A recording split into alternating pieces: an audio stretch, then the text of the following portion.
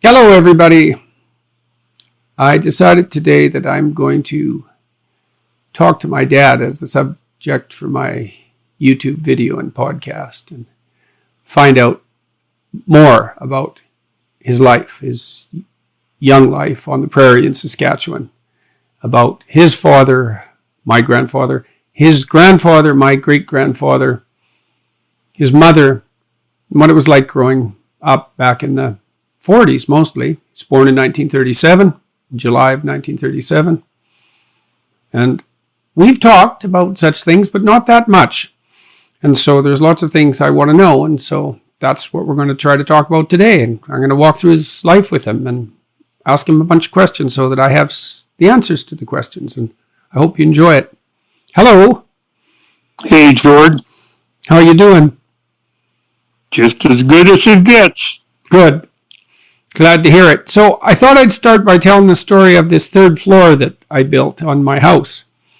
And so one of the things we did, we were going to build a log cabin on the third floor of this semi-detached house right in downtown Toronto. Tammy and I thought about that. I guess we wanted a cabin out in the woods, but we thought we could at least build one on our third floor. And then that sort of morphed into this Native American big house, which is all made of wood inside, unlike the plaster sheeting that makes up the rest of the house. So walking up there is quite a transition. And we built it with some local architects and with some input from Kwakayo Carver, who filled it up with totem poles. But on the walls, you and I talked about the possibility of tearing some old wood off the farmstead in Saskatchewan, off the original buildings there that great-grandpa Barrett homesteaded. And so that happened when the totem poles came across the country on a 53-foot truck. Joel, my brother, had helped tear a bunch of the wood off the buildings surrounding the original house and off the barn. And so the wall, both walls, are done in gray wood or red wood, because some of the buildings were red, that barn red, or they're made of doors from the buildings. So, and you had stripped some of that wood off years ago to use in your room downstairs as well. That was before that anything like that was popular. Yeah. I took the floor out of the loft of the barn, and I used it for flooring in the cabins at the lake. I didn't know you used it for flooring there. You also used it in a decorative way in the pool room. That's pool table, by the way, not pool.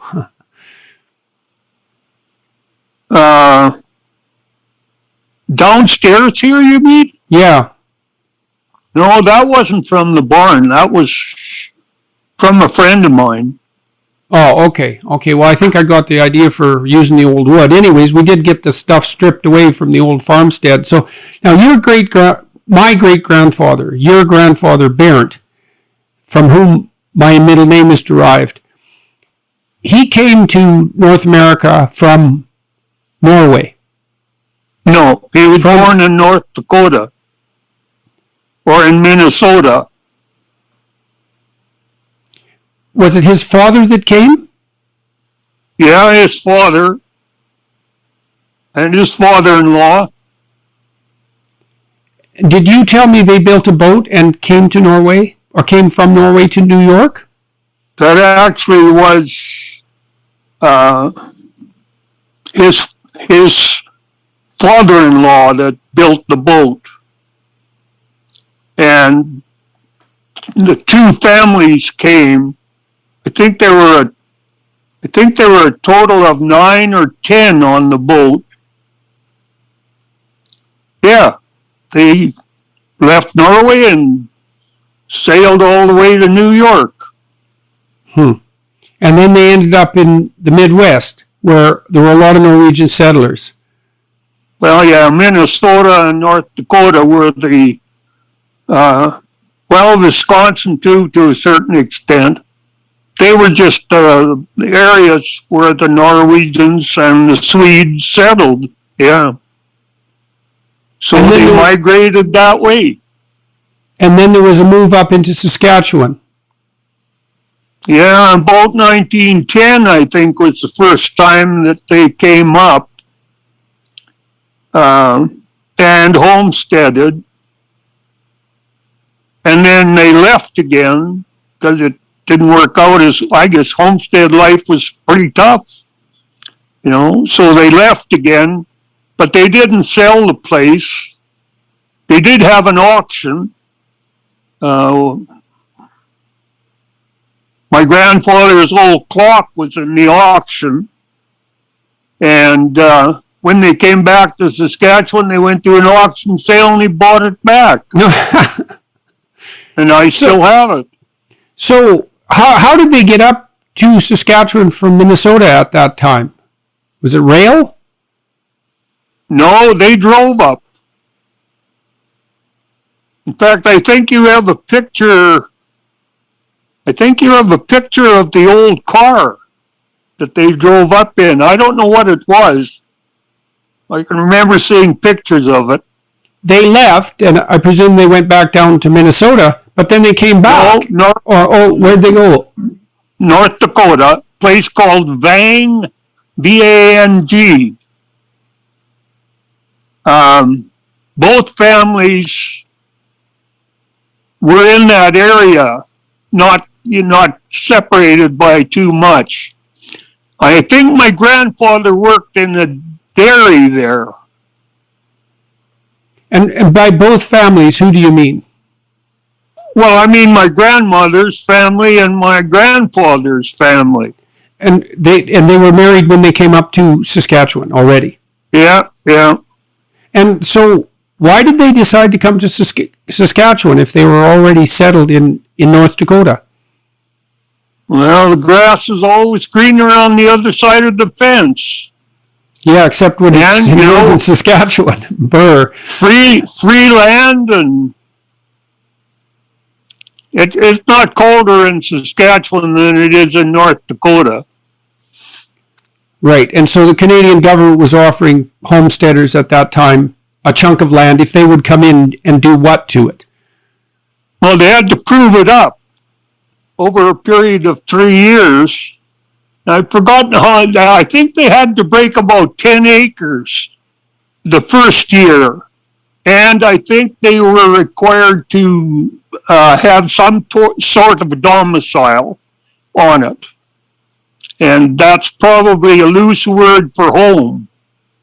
Right. And so do you have any idea why they left the first time? You said it was hard. I mean, we can talk about that in a minute, but no, I really don't have. No, I don't really have. I imagine there were a number of factors. I'm sure life was fairly tough in Saskatchewan. I imagine they were homesick. Anyway, that's the story. They left. And do you know how long it was before they came back? I think it was about a matter of about a year and a half, something like that, or maybe just a year. But I'm not sure of that, George. They thought they'd give it another try, and the second time they stayed. Yeah. Well, maybe it wasn't as bad as they thought,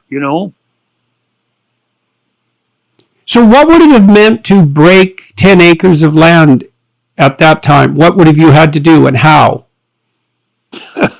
Well, you took your axe and you cut down the poplar that was on the place, and I guess there were a few spruce on it as well. And then you took your grub hoe out and tried to dig the roots out. And you used your team to pull the roots out and piled them up and burned them and cultivated the land as best you could and probably sowed some wheat on it. So that whole area, that was near Nacum, Saskatchewan. If anyone wants to look on a map, that whole area, the prairie there, would have been covered with trees? Yeah, there were trees there at that time. It was covered with trees. So to clear 10 acres meant you had to cut down hundreds of trees, I presume, and then you had to pull the roots out of the ground one at a time with a team of horses. That's why you could only clear 10 acres, or why you had to clear 10 acres, you said, in the first year. Because 10 acres isn't that big by farm standards. I think it was 10 acres a year for 3 years to claim it up. I don't know. These are things we never really talked about when I was a kid. How do you know about it at all? Well, I guess sitting around the table listening to the adults talk, I picked up a lot of it. So how many kids did your grandparents have? They just had the one, Stanley. My dad. And Stanley was adopted? He was. And was he adopted in the United States or was he adopted in Saskatchewan? He was adopted in Saskatchewan. Do you know if they knew did they know anything about him? Did they know anything about his family? That I have no idea about. That was something that was never talked about as far as I can remember. Do you know how old he was? I don't think he was an infant. He was an infant. I don't think I knew Dad was adopted until I was a teenager. And then I probably didn't believe it the first time I was told. Was it a shock? I don't know whether you'd call it a shock or not. It was, I suppose it was a bit of a shock, yeah. So, and they had no other children? They had no other children. And so I remember going out to that farmstead, and that would have been 25 years probably after you had left it, with great-grandpa Barrett. A couple of times to ride on a potato harvester he had built, and all the outbuildings were still out there, including the blacksmith shop, and the I don't remember what you called it. It was this contraption, like an enclosed sled that you used to go to school in. It was still intact. Caboose, yeah, you called it a caboose. Why was it called a caboose? Oh, God only knows. I don't know. I have no idea why it was called a caboose. That's probably a good question to ask Google. All right, so you, Barrett and his wife, and I don't remember Barrett's wife's name. Of course, I never knew her. Clara. So they built a log house on the prairie and a barn, and there must have been 8 or 9 other buildings, small shed-like buildings. One of them was a blacksmith shop. Oh yeah, well there were different buildings over different periods of time. But you're right, there were probably at least a half dozen other buildings than the house and the barn and the shop. And the pump, which was surrounded by a big tractor, big metal tractor wheel. Yes, it was a wheel off a steamer that we made a trough out of.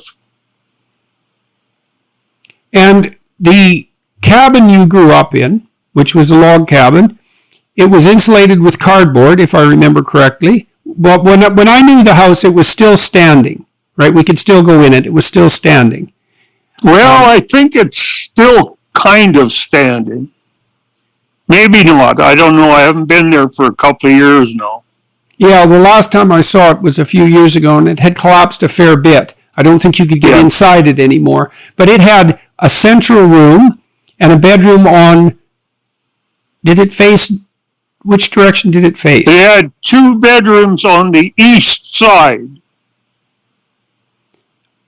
Okay, so it was one main room with 2 bedrooms on the east side? Or was there a bedroom on the other side too? No, there was a kitchen and a hallway and a living room is what we called it. And then there were the 2 bedrooms on the east side.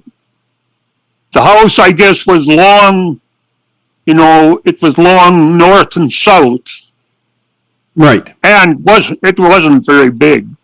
No, how many square feet do you think it was? Like 600? Yeah, probably about that. Yeah, like one floor of my semi-detached in Toronto. Probably. Yeah. And you had 2 sisters grow up with you there. How many people lived in that house when you were a little kid? Well, how old was I?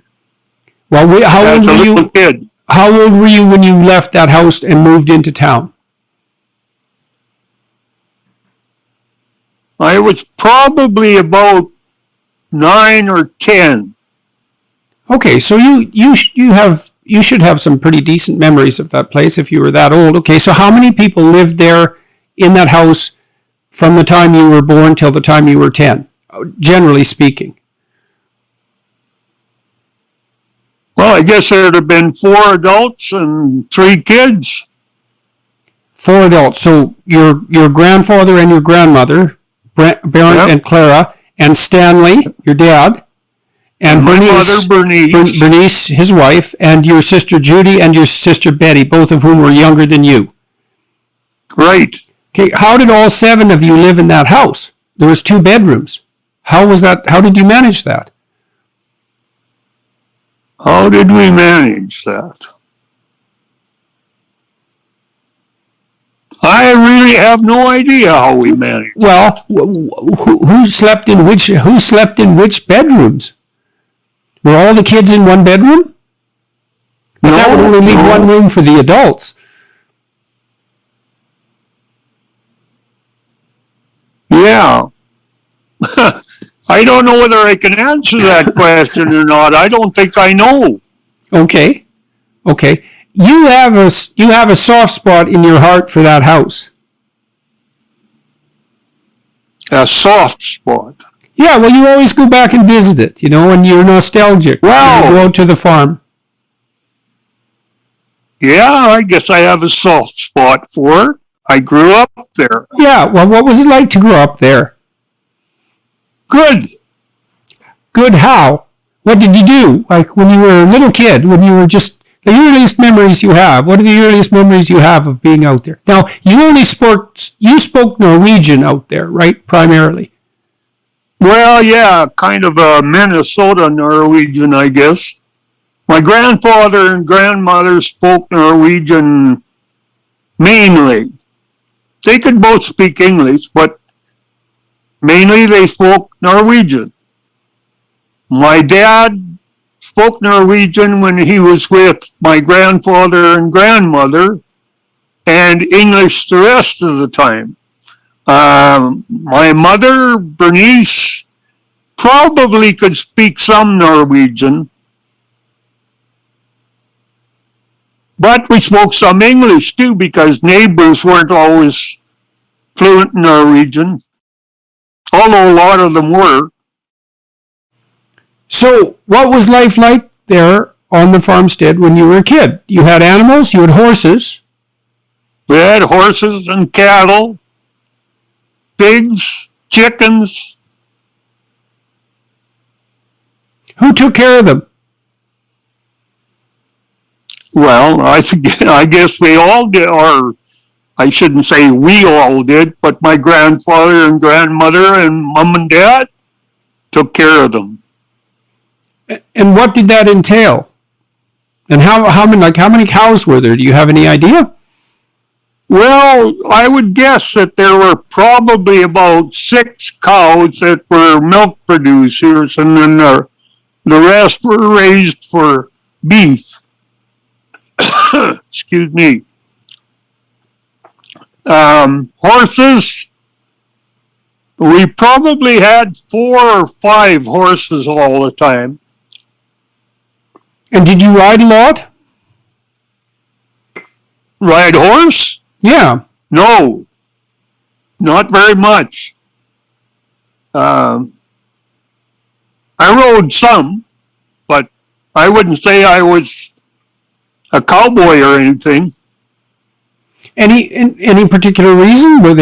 Did you like horses? Was it interesting to you, or were they work animals?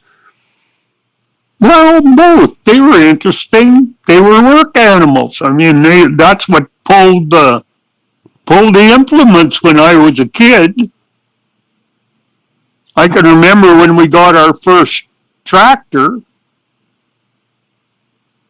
And I can remember when we got our first rubber-tired tractor. But I can also remember riding on implements with my grandfather, driving 4 horses in front of it. Plowing and that sort of thing, and harvesting. Well, I don't remember plowing as such, but I remember seeding, because on the seeder you could stand on a platform at the back of the unit, and you had a good view of everything, and there was something to hang on to so you didn't fall off. And we had an old dog named Pooch who used to sit right up on the seed box and kind of look around the whole country while we were doing that. He got pretty good at balancing. How big a farm would have the family handled at that time? I think it was 3/4 as long as I can remember. And how many acres are in a quarter? 180, 160. 160. So it was 480 acres. And so the farm obviously expanded past the initial homestead relatively rapidly? That I don't know. I know who owned the quarters that were bought and brought into the farm, but I don't know the details of it, and I don't know when.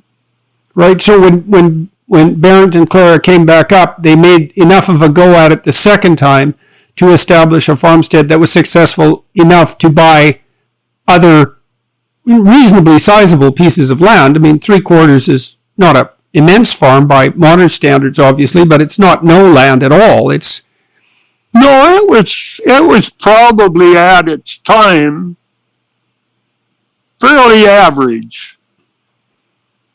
I mean, there were families that had 1/4 of land. So 3/4 was actually pretty good. Mm-hmm. Mm-hmm.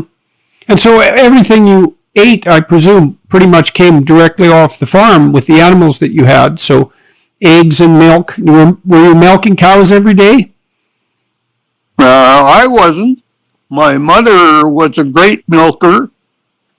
I can remember her doing the milking a good portion of the time. Grandma showed me one day a picture of the cabin with the firewood she had split for the winter. And if that cabin was 600 square feet and a story high, the pile of wood that she split looked to be 1,200 square feet and about at least as tall as the cabin. When she said she split it, I don't think she meant that she manually split it. She may have had something to do with it, but we had a wood splitter, which was run by a small gas engine, and you could split wood to beat the devil with it. Yeah, well, that sounds like a lot easier than having to do it with an axe. I know that Grandma was a busy woman, but that does. She was. Yeah, well, she must have had her hands full with three kids and a whole farm to run. And then when the threshing crews came in the fall, if I also recall, she used to have to feed them as well, and that was on a wood stove. She and my grandma, yeah. And that would be 14, 15 men. It pretty well filled the kitchen, as I remember it. Yeah, I bet. So, and they were fed how many times a day? Would she feed them 3 times a day when they were threshing? 3 times a day. Right, so that's 52 meals for very hungry men, and that would be one of her many chores. Yeah. Nobody said it was easy. No, when Grandpa showed me one time or I saw a picture of him, I think he showed me, though, the parka that he wore out in the winter to do his farm work. And, I mean, Saskatchewan's plenty cold. It gets to be minus 40 there on no shortage of occasions, and it also has quite the blistering wind. And, I mean, it was a wool jacket and jeans, essentially, underneath it. It wasn't anything particularly bulky or fancy. So I imagine winter was could be pretty brutal. Well, I think it was generally true that there weren't adequate clothes for the temperatures that we did have. I mean, the best you had was wool, and wool was the main thing. Wool pants, wool underwear, a heavy wool coat if you were lucky enough to have one. Maybe it had canvas on the outside for windbreak. But those guys were tough, Yeah, well, I remember Grandpa's forearms. I mean, they were no joke when he was I remember him from about the time I was 10, I suppose. I think that's about where his memories come from. He would have been 50 probably at that point. And I mean, he had immense forearms. He's a very strongly built person, and he had done plenty of work. So, did you have a happy childhood, would you say? Did I have a happy childhood? Yeah, well, like I said, you're attached to the farm. I would say yes, I had a happy childhood. Okay, and up to what age? Well, I suppose teen years. So what made it a happy childhood? Well, what wouldn't have made it a happy childhood? Well, you were free as a breeze. You had acres and acres to wander around in. There was lots of wildlife. There were some chores. It was just a good life. What chores did you have to do?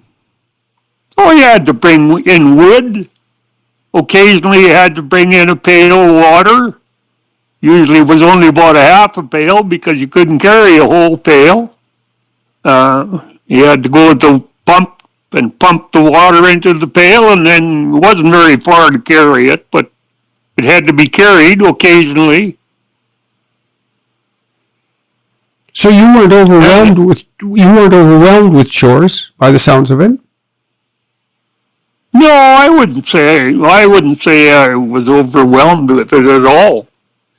No. So you had I had some things to do. Right. And you did them. Yeah. And if you didn't do them, what happened? Or did that just not happen? Oh, I imagine it happened. I would imagine the scolding was probably the main thing. Who from? Well, the scolding would probably have come from my mother or my grandmother. Dad was pretty strict. He didn't scold much. So in what way was he strict? Well, let's just say he was strict. Well, I'm curious about your relationship with your great-grandfather and your father, because you've intimated that in many ways you were raised by your great-grandfather. And I remember when I was about, I think great-grandfather Barrett died when I was about 9, 10? 9 or 10, yeah. Yeah, that was the first brush I really had with loss. And I wasn't so upset with his loss because I didn't know him that well. I mean, I was sad about it because I liked him, but you were really broken up by that. And so that was the first time I think I ever remember seeing you like emotionally distressed. And it lasted at least a week, which isn't a tremendous amount of time, but it was a tremendous amount of time as far as I was concerned. Yeah, So, well, he was pretty important. yeah, so why was he so important to you? What was it about him and your relationship with him? I think kids have a real relationship with their grandparents if they are fortunate enough to have them around. And, I can remember walking 3 steps behind him all over the farm. So you trailed around behind him? Day in and day out. Uh-huh. And that was fine with him? Yeah. Or was it more? It was fine with him. Was it more than fine? He told me to go home. Oh, yeah. Okay, well, that's something. I mean, I remember the day, for example, we went out and rode on this. Now, he was quite a handy person and quite a creative person, mechanically. I mean, this potato harvester he built it. Well, you could drive it, and I don't really remember how it harvested potatoes, but he had built it pretty much from the ground up, if I remember correctly. Well, it didn't really harvest potatoes. It was built so that you could drive it in a potato patch without driving over the rows. It had quite a bit of clearance and outrigger wheels on it. Right. And it pulled implements that harvested potatoes. I see. So it was a custom-built tractor in some sense. There was a custom-built tractor, right. Right, and he did work in the blacksmith shop. Oh, he was a good blacksmith, yeah. And it was probably one of his, I guess you'd call it a vocation, because if it was raining or if it was miserable, it was pretty easy to find Grandpa and me in the shop, because there was usually a fire on in there, and the building wasn't very large, so it was warm, and there was always lots to do. What did you do? Especially for him. Yeah. What did you do in the blacksmith shop? Oh, hell, I can't remember now. There was always stuff to do in there. There was lots of junk pieces lying around, and we had a I don't know what you'd call it. It was a wheel mounted on what was like a stationary bicycle, and you used to be able to get onto it and pedal so that the wheel went around, and then you could sharpen your sickle or your axe or your knife or a stick or whatever you had. And you could spend a lot of time at that when you were 7 and 8 years old. And what sort of tools did he make in the blacksmith shop? What sort of tools? Well, I can remember him building a grain elevator. We'd call it like an auger for grain. And I think, as I remember it, he built almost all of it out of pieces. He bent the tin or the galvanized metal that built the chute, and wasn't awfully big. It probably only lifted the grain maybe 12 feet, something like that. But it worked sort of like, it didn't work like an auger. It had a belt in it, so that it just picked up the grain and moved it along on a belt that had, I don't know what you'd call them even, paddles of a type on them. Yeah. He was always building something. So was it from him that you learned how to use tools and to appreciate tools? Because you like to build things. I mean, you've gunsmithed. Oh, I think it probably was to a large extent due to him. Did he teach you explicitly? I'm sure he kept. Or did he teach you explicitly, or did you pick up most of it by watching? Oh, well, both. I'm sure that he probably made sure that I was kept busy and out of trouble while I was in the shop.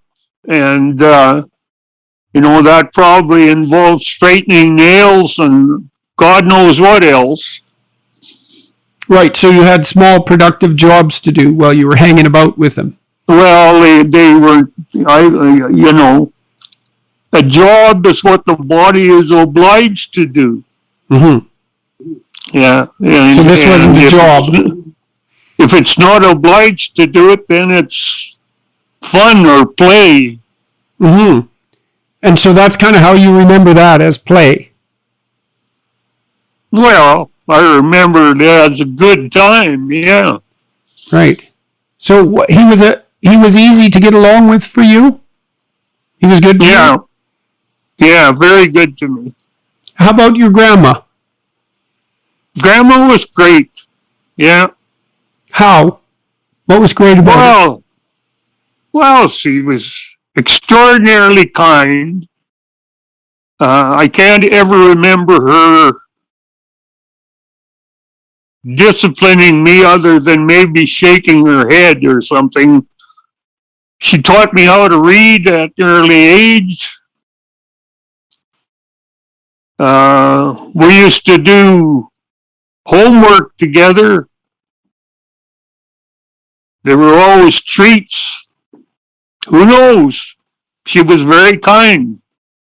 She taught you to read, so that was how you learned to read. Yeah. I don't really remember learning to read. I mean, I always had people reading to me. My grandfather read to me a lot. So did Mom. So did my grandmother. I can remember reading the comics. That was very important. The Cats and Jammer Kids and Little Abner and that kind of thing. For a long time I didn't read it. They read it. But after a while, well, I don't know. You kind of pick it up. So I can remember. Go ahead. Did people in your house read a lot when they had some leisure time? I wouldn't say a lot because there wasn't all that much leisure time. And for many years when it got dark, it was dark inside the house too. Kerosene lamps didn't throw very much light. Right. Was there ever electricity in the cabin that you grew up in up till the time you left? No. So that was all kerosene? Kerosene and later gas lamps. Right, which were a little brighter. Yeah, they were considerably brighter. Right. And it never had power. Right, so people were up at dawn, I presume, and then, in bed, when it was dark, and in the winter, that would be pretty early. Yeah. So you had a lot of time to spend by yourself if you wanted, to wander around out into the fields and into the nearby woods and lake nearby? No, sloughs, which aren't as deep as lakes, I guess, similar, but there were lots of sloughs around, and sloughs always had wildlife around them. Yeah, I wandered around a lot when I was a kid. I think I knew every bush within about 5 miles of home pretty intimately. Do you mean every tree? Well, not every tree, but I wasn't about to get lost in it. Yeah, well, there's something about that exploration you do when you're a kid that really familiarizes yourself deeply with a place. I don't know if you ever do that again in your life when you move. You know, like I can remember the houses around the house I grew up in Fairview far better in my imagination than I can picture the houses in this neighborhood. Like far better. Even though I only lived there for 8 years and I've lived here for almost 20, I still have a much better map, house by house, in my head of the immediate neighborhood. I think when you're a kid, you pay attention to things in a different way than you do when you're an adult because everything's so new. Yeah. And, well, I believe you're right. I think kids pay attention to what's going on. Yeah, I think well, you kind of, your perceptions get kind of generic, you know, after you've seen 300 houses, you sort of know what a house is and you don't have to look at it anymore. You just sort of replace it in your imagination with an image of a house, you know, and that works as a placeholder, but you don't know the back alley in detail like you did when you were a kid. And, you know, I think you really lose a sense of familiarity because of that. That deep sense of belonging to a place is associated with that really detailed exploration. Like I've noticed in the houses I've moved into and apartments that unless any corner that I haven't cleaned, any drawer that I haven't organized is kind of foreign territory in some sense. It's not friendly to me. But if I get in there into the details and explore completely the house, which I'm trying to do with this house, you know, we renovated it 3 years ago, but I was so sick I couldn't remap it, and it seems really foreign to me. And I'm not happy in the house because I don't really understand the house. You know, it's alien to me. And so yesterday I spent 8 hours cleaning out a closet that was full of stuff I hadn't been able to touch for 3 years, and that was a great relief, you know. Now I kind of like my closet now. I know exactly what's in it. I know exactly where everything is. I put it there. Like I sort of touched everything. It's mine now.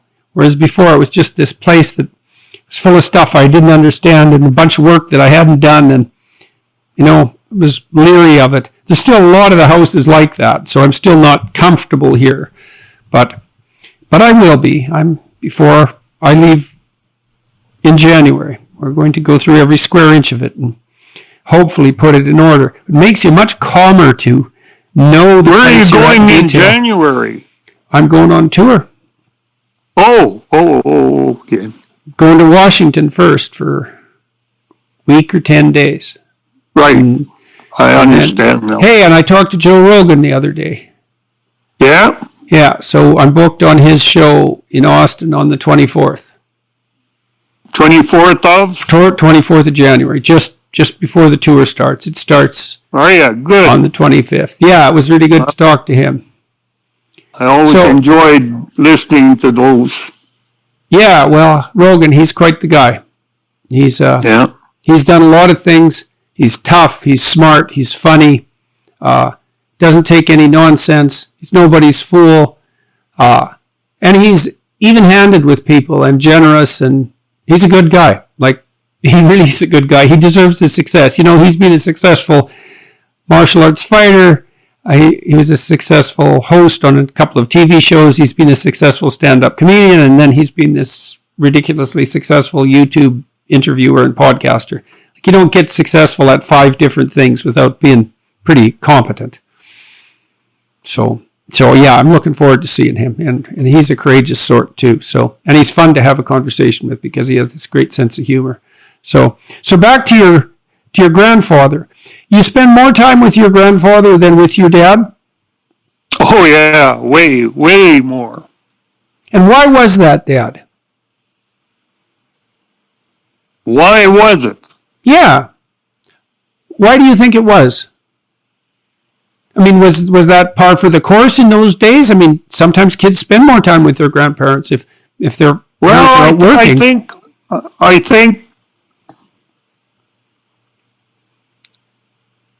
I think grandfathers probably have more patience than fathers do at times.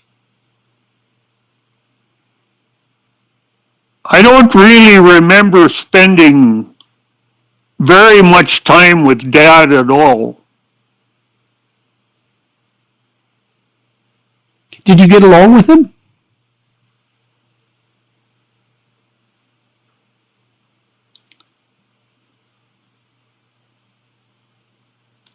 I guess I must have got along with him when I was young. But as a teenager, I would have to say, no, I didn't get along with him very well. Why? Well, What I guess happened? I was probably as headstrong as he was. Who knows? What sort of things caused conflict? I guess damn near everything.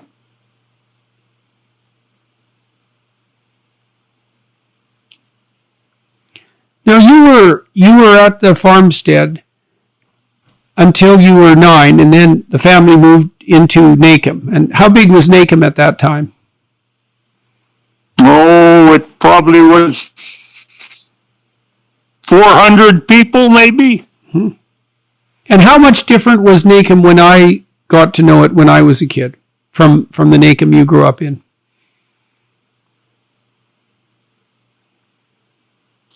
Well, I don't think it was an awful lot different. I guess there probably were some things you wouldn't do anymore when you were there that we did commonly every day. Never thought anything about it. Like what? Can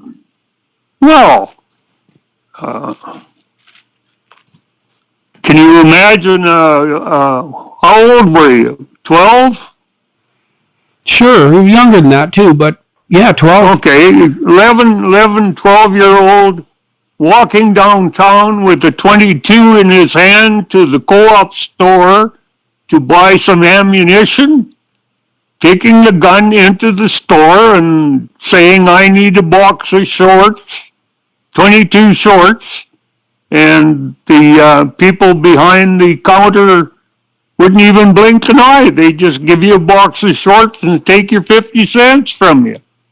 Mm-hmm. I wouldn't try that when you were there even. You know? No, nobody was doing that then. No? No.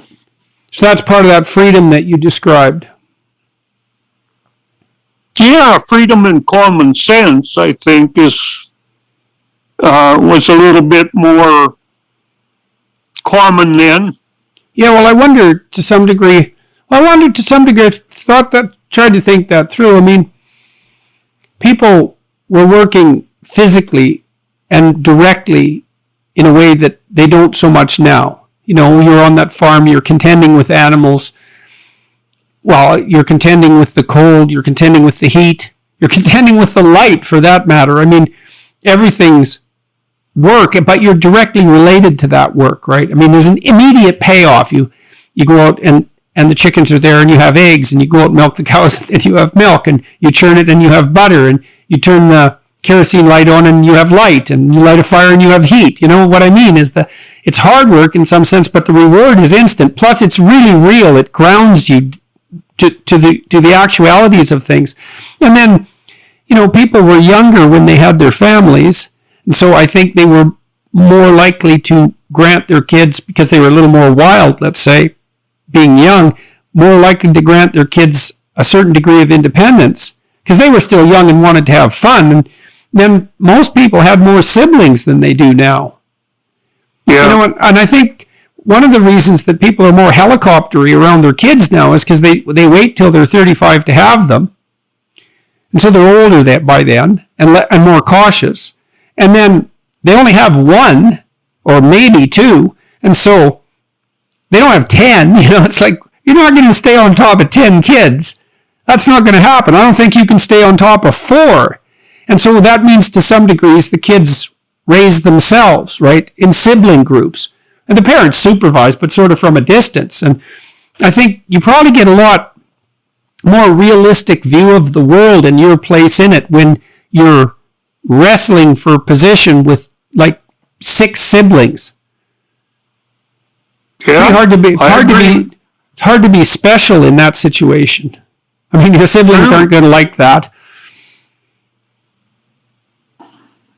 So you never know what these shifts cause, and that common sense, it seems to me, that's associated with like a grounding in real things, and not this tendency we have now to sort of float off into abstractions. Yep. Yeah, because even when you're trying to build something and you're building it out of wood, let's say, because I built lots of things out of wood, it either works or it doesn't.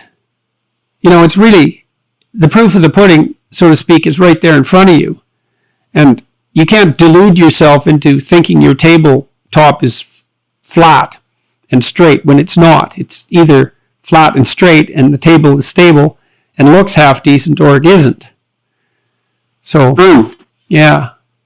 I even saw, you know, in my generation, a lot of young men tinkered with cars, because you could. Yeah. Right? You could understand a car with a certain amount of work, and you could figure out how all the parts worked, and you could even repair them, you know, like yourself. Sometimes you had to buy a part, but sometimes you could repair them, and you had to take them apart and put them back together, and if you didn't put them back together correctly, they didn't work. And now cars are so sophisticated that, well, they can't even get the hood open. No, well, they never break down virtually. I mean, they do. Well, they run a long times, but you certainly can't toy with them like you once did. They're not immediately at hand in the same way. So I liked Nacomb. You know, I thought Nacomb was a fine town. It was quite a nice town. It had a lot of brick buildings. When I was a kid in the early 70s, the downtown was still thriving. There was a butcher store that was thriving. There was a movie theater. There was a dairy that sold milk. And if I remember correctly, at that time, there wasn't anybody who ran the dairy. There was just a refrigerator. And if you wanted milk, you just got the milk and you put your money in basically what was a tin can. There were no locks on the door or anything like that. That's just how people did it. And that would have served a community of probably 2,000 people, something like that. No, not that many. Well, but surrounding Nacomb as well? Maybe you're right. Yeah. No, but by that time there was no dairy in Nacomb. No, that milk came from Melfort, which was 30 miles away. Right, but that's still how it was sold. Oh, that's exactly how it was sold. Yeah, the proprietor of the theater was Ralph Smith, and he had a great trust in people, I guess, and he said he lost very little money that he was aware of. Yeah, well, he'd know if he made a profit at least, and certainly he didn't cost him in staff. So maybe, and you never know, maybe, you know, it's conceivable, but probably not the case, that the odd pilferer might have actually needed something to eat. I suspect no, because that isn't necessarily what drives people to pilfering.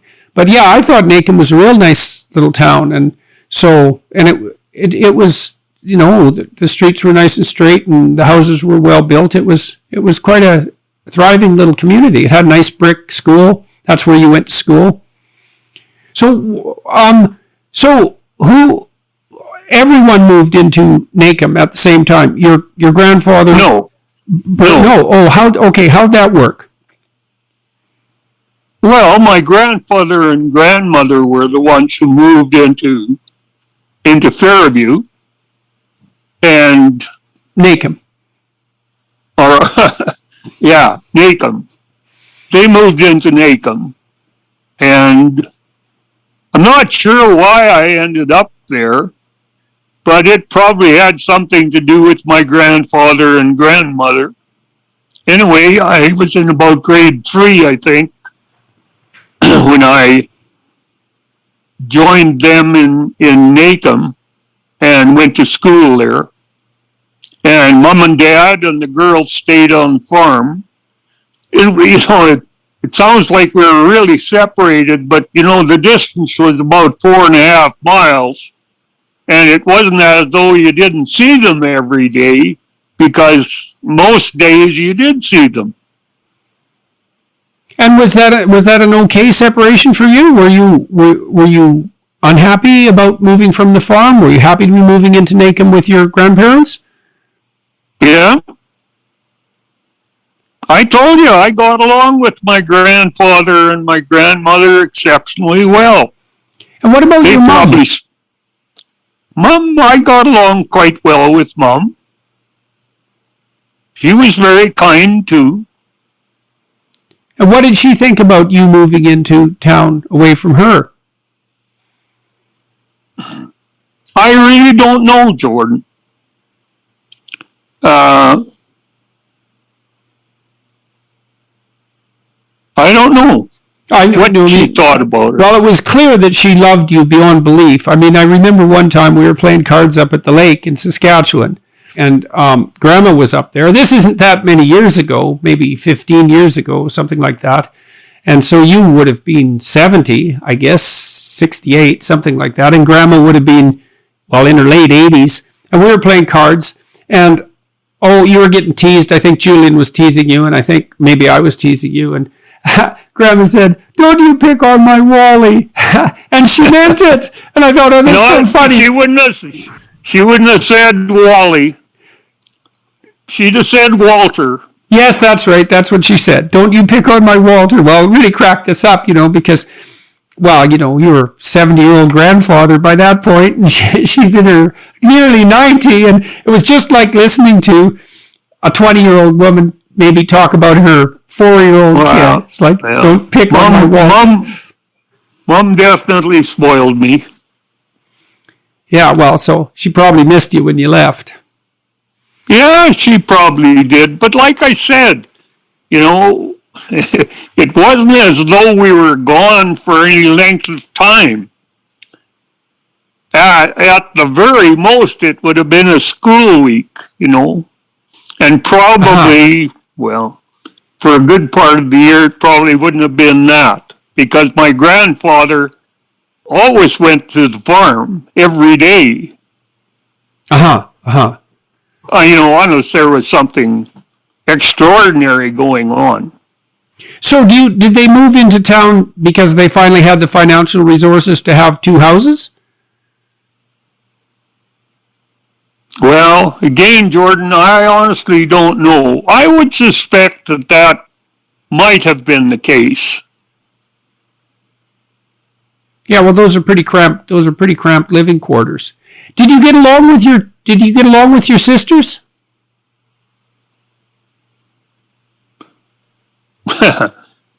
Well, I could say yes, and I could probably say no. Depends. Okay. On the whole, I think we got along relatively well. How much age difference was there?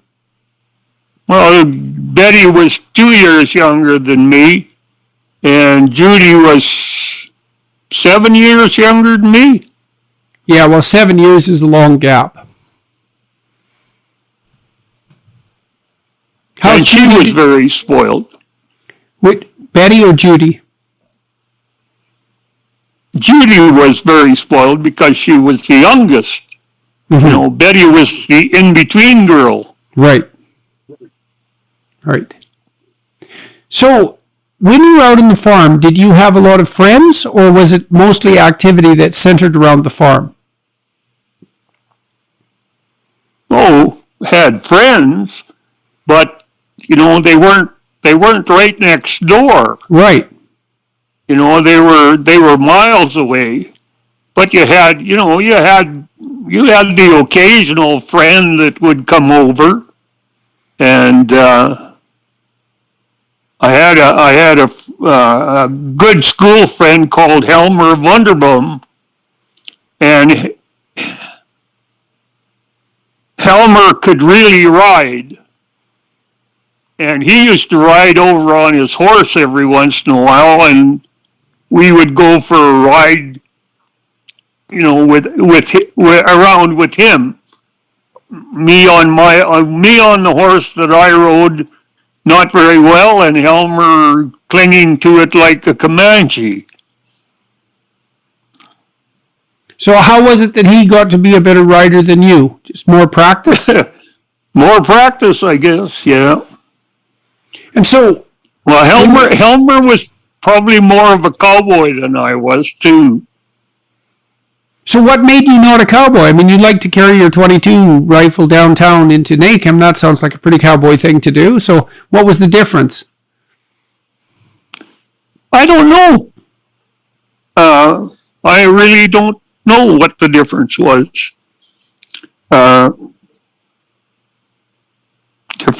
Differences, people.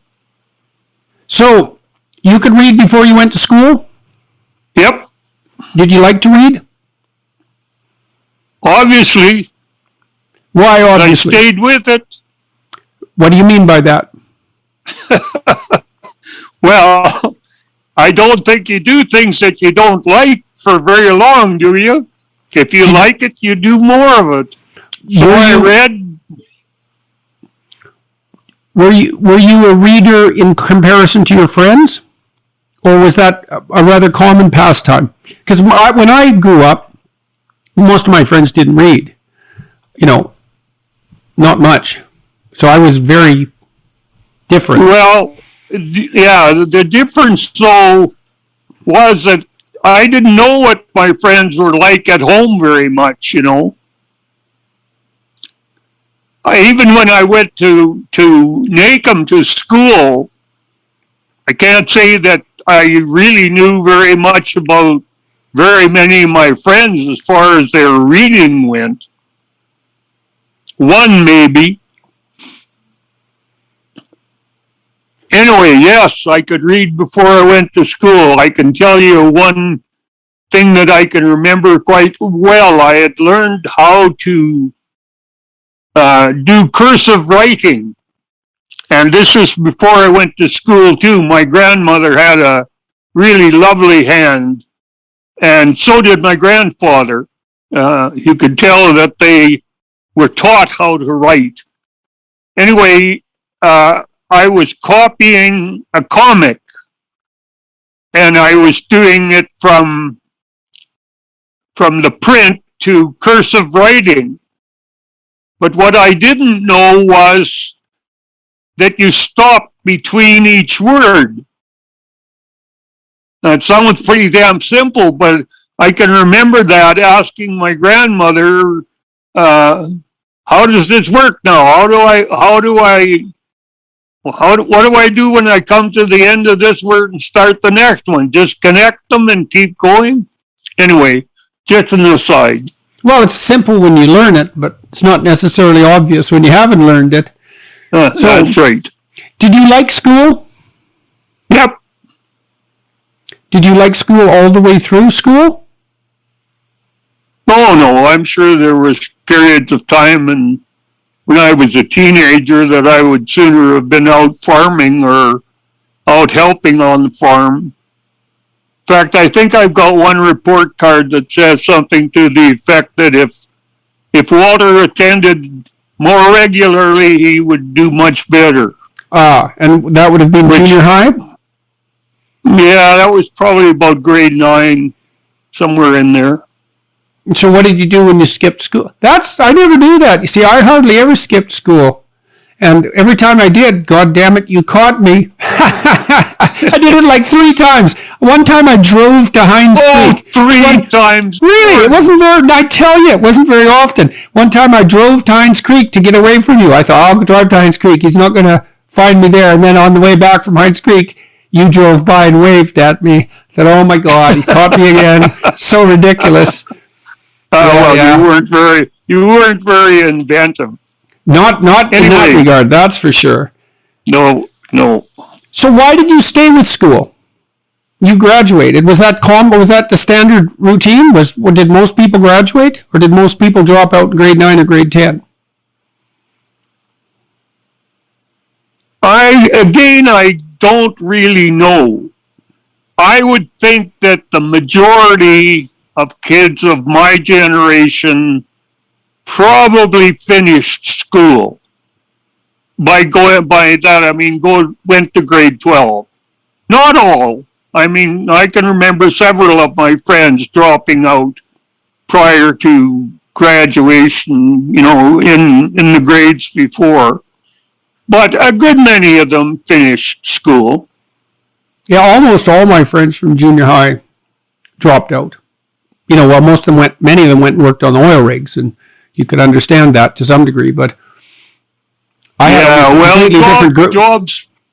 Jobs probably weren't that plentiful at the time I got out of school or was in school. Anyway, great grandpa had a band. Yeah. I wouldn't say he had a band. He was in a band. What was the band? Do you remember the name of the band? No, hell no. I don't know that. That's way before my time. Well, they still played. I can remember seeing them play in the living room. Once or twice. You can remember some of them playing. Uh-huh. I think the majority of the ones that he played with in the band were probably long gone, disappeared. Was it a big band? Oh, hell, I have no idea. I don't even know if you'd call it a band. I'd call it a bunch of guys that got together to play for dances. Yeah, well, Dad was a pretty good guitar player, and he could sing. Yeah, well, I can remember Grandpa singing. I mean, I don't think we have any recordings of him singing, which is too bad. But I can remember him singing. Yeah, he had a pretty plaintive country voice, and he was a pretty good guitar player. Yeah. He made me a guitar, Grandpa. Yeah, I've still got it. It's downstairs here. I know, it's in 2 pieces. What happened was that in the closet, it was strung too tight, and the neck eventually worked loose from the body. Oh, I don't think I knew that. Yeah, that's what happened to it. And I guess you're not supposed to leave a tightly strung guitar like that for too long, or perhaps I strung it too tightly, knowing very little about guitars. Yeah. So anyway, it's sitting behind the chair down in the basement. When did you meet Mom?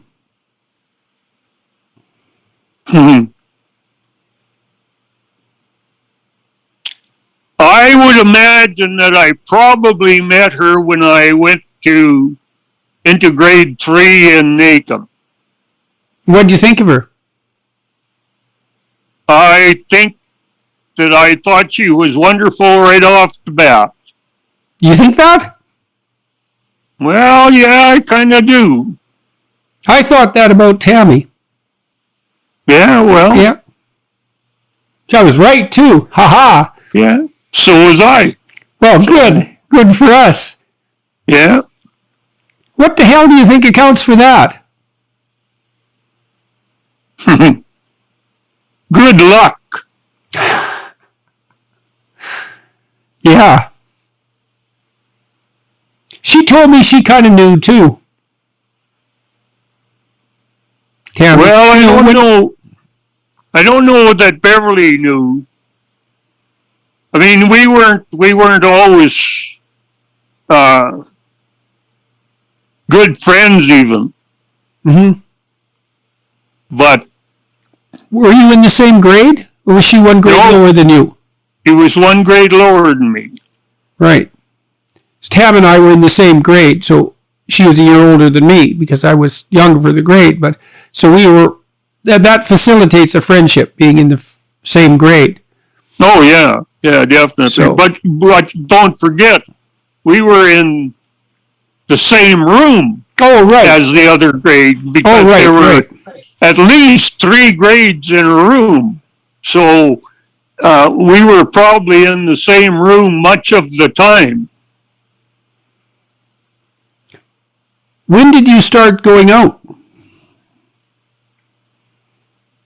Well, I think the first time we went out, we had been to a birthday party across the road from where we lived in Nacum, and some kind of a game, she had to walk me home, which really entailed walking across the road and a little bit farther.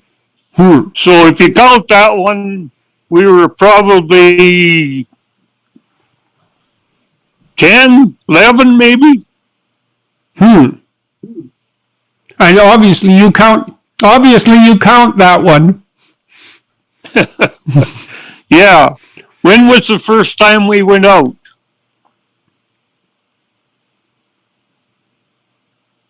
I think probably it was, I think I must have been through school, grade 12, or past grade 12. And for some reason I knew that Beverly was babysitting at her brother's place that evening. And so I went and knocked on the door and said something witty like, "Tadam, I'm here," or I don't know what. Anyway, I think that's the first time that we were together that way.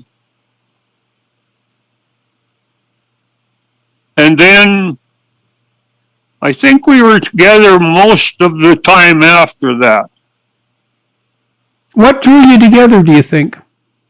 Why was she attracted to you? Do you know? Oh, God only knows that. Well, you were pretty good looking. Oh, yeah, I was really handsome, Rich. Yeah, no, I don't, well, maybe that was it. No, I don't know. She probably made a big mistake. But anyway. Well, you have your good qualities. Such is life. Yeah, fair enough. What drew you to her? Yeah. Hey? What drew you to her? What?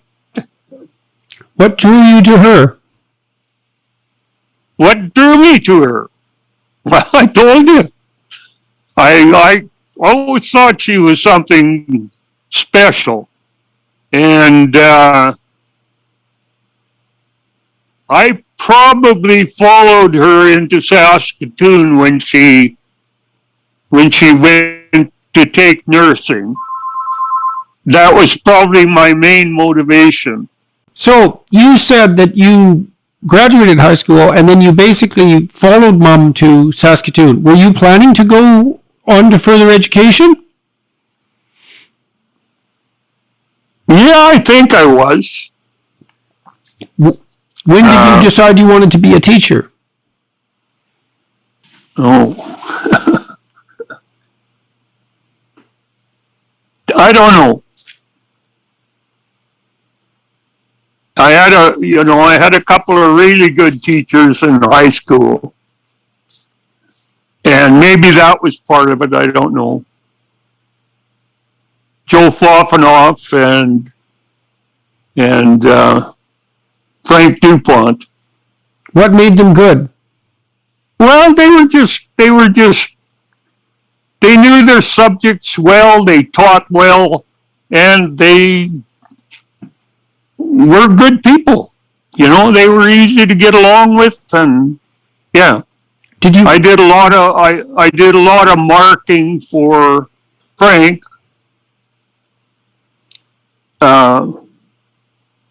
On the weekends and that kind of thing. Maybe that was part of it. I don't know. These were men you respected? Yep. Still do. What made them good teachers? Well, I told you. Oh, yes. They really knew their subject matter. They were interesting to listen to, and they were just good people. Mm-hmm. Mm-hmm. And so you moved to the city.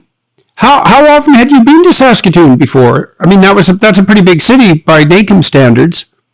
How many times had I been there before? Oh, I would guess you could probably count it on one hand.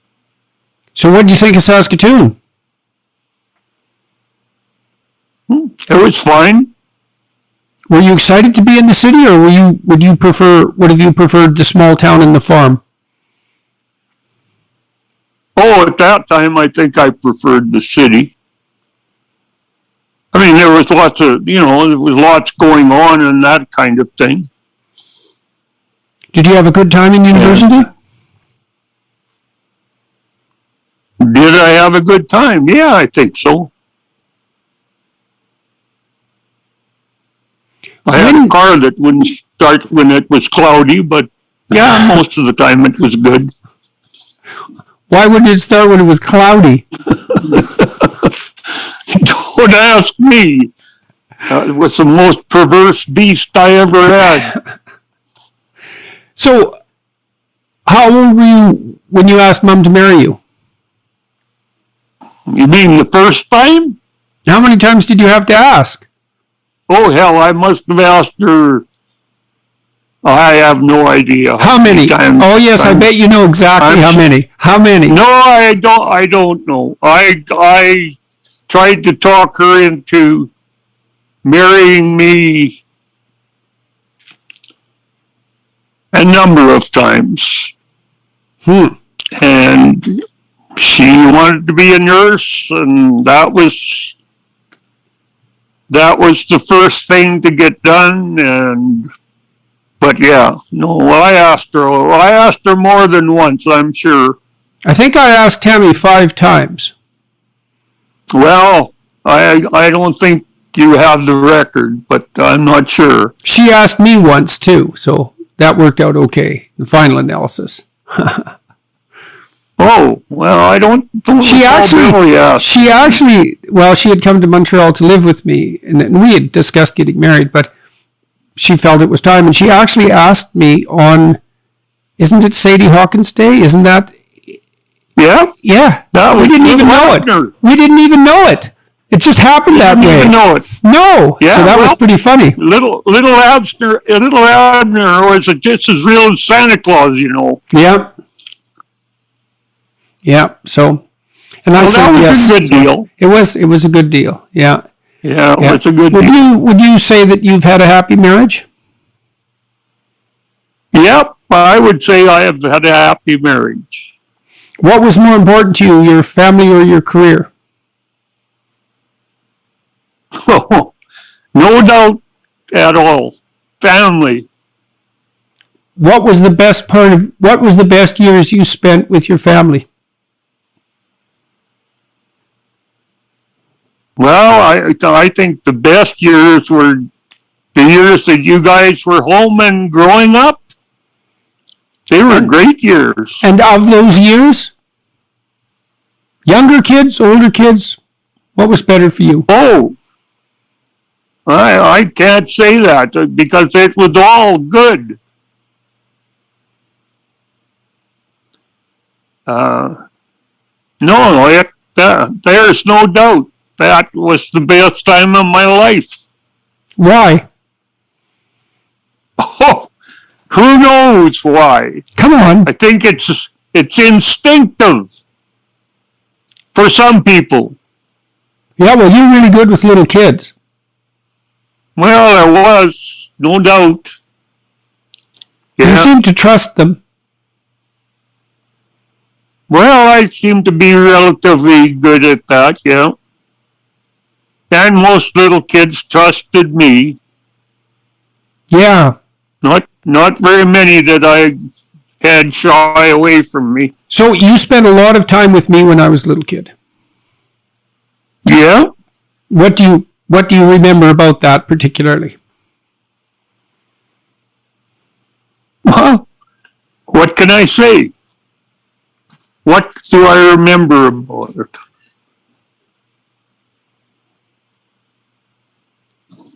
I don't know. I remember quite a few things, but I don't know if any of them are god-awful important, you know. Well, pick one. Well, I remember the time that we hatched those chicks in the porch. In Nipawin. Yeah, that was cool. Yeah. That was interesting. Pretty good. Yeah.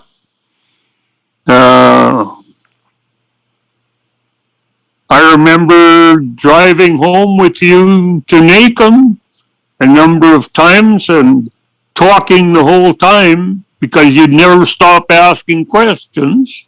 Yeah, well, hasn't changed much. No, I know. You kind of are who you are. Yeah, that's right. No, there were lots of good times, Jordan. All good times. I think I remember mostly when I was a little kid reading with you. Oh, yeah. Yeah. Well, that was great. That was so much fun. I thought so. Because what I remember, I was pretty little, but what I remember is that, well, first of all, we had a Dr. Seuss book come every week or something like that because we were in a book club. And you used to come home every night. And after dinner, we would lay on the rug. We had one of those hooked rugs. And we'd lay on the rug and you'd put your arm around me and away we'd go through one or two books. And you taught me to read, and I remember that going on for quite a long time. And it was wonderful to have the attention. And, and to be given that gift of literacy as well. And to have it instilled in me at such a young age. I loved reading. It's really shaped my life in every possible way. So, and I remember, one of the things that was different about you, we had our differences when I was a teenager. It sounds kind of like the ones you had with your dad, both stubborn. And I had hanging around with rough kids. And we misbehaved a lot of drinking and that sort of thing, and you put up with them. That's about all you should have done, really, I suppose. But most of my friends, they didn't have a good relationship with their fathers. They had no respect for them. And it was, I know. Yeah, it was really rough on them, those my friends. Those are my teenage friends, or, the ones in junior high. Yeah, I know. And, when we were alone with my friends, they'd have a bad interaction with their dad or something, and they'd be pretty hard on him, badmouth him, and I could tell they were mad.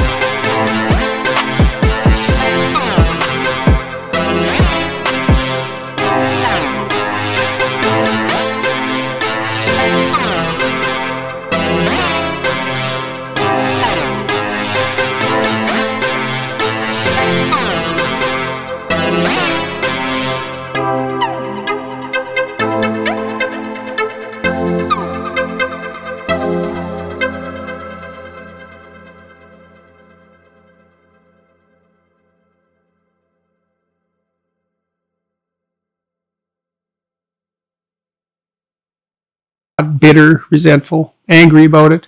And they had their reasons, or hurt by it, or a combination of all those things, disappointed. But I never felt that way. Even when we had altercations.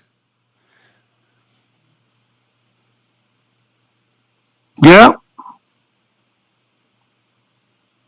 I knew that fundamentally, despite whatever altercations we might have, that you were on the side of my better angels, let's say.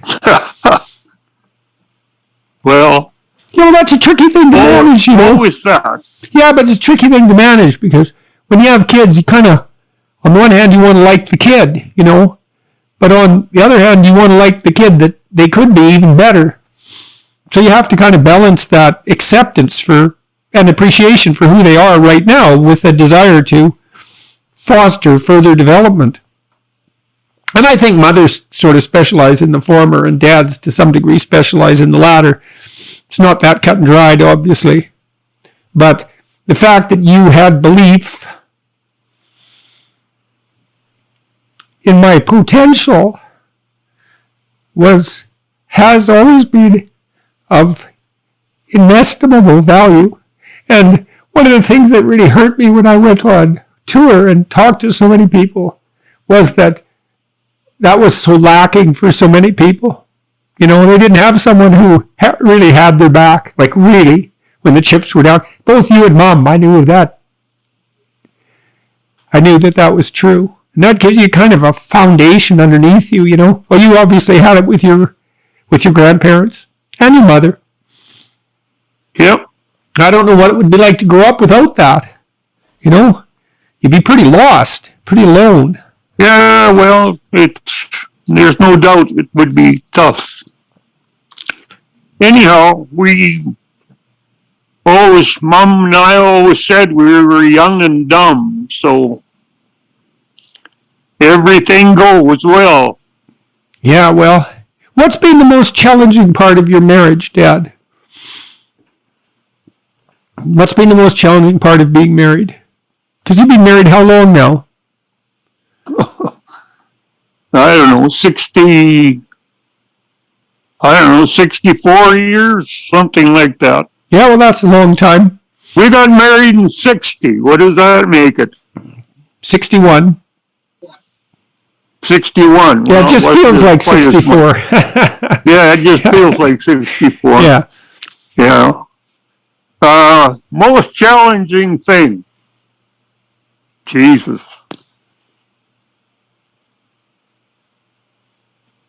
I don't know.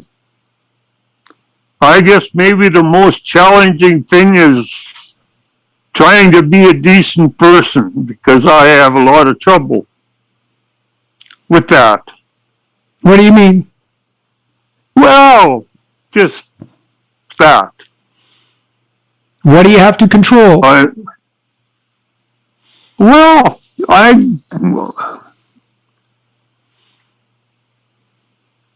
I'm very stubborn.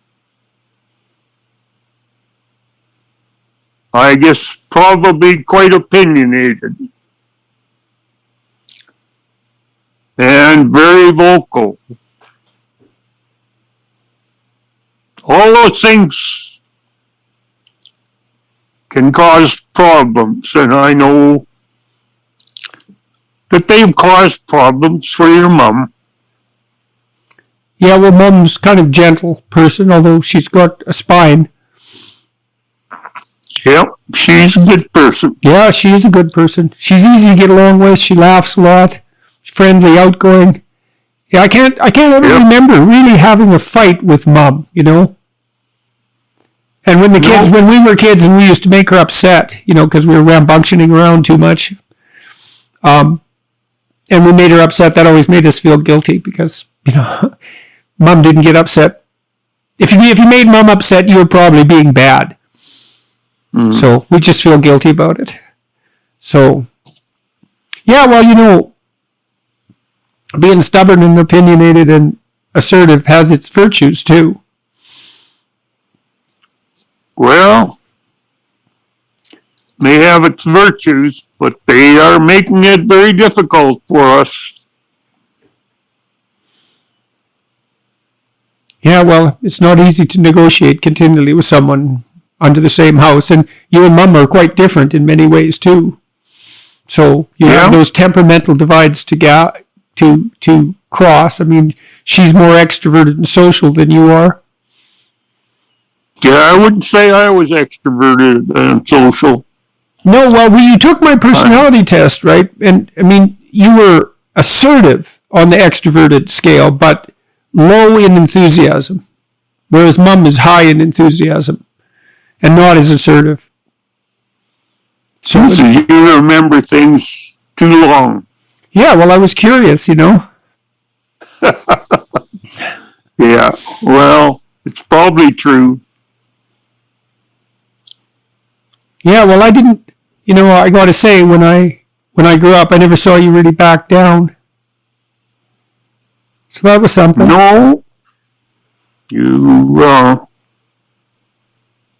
I don't back down very often.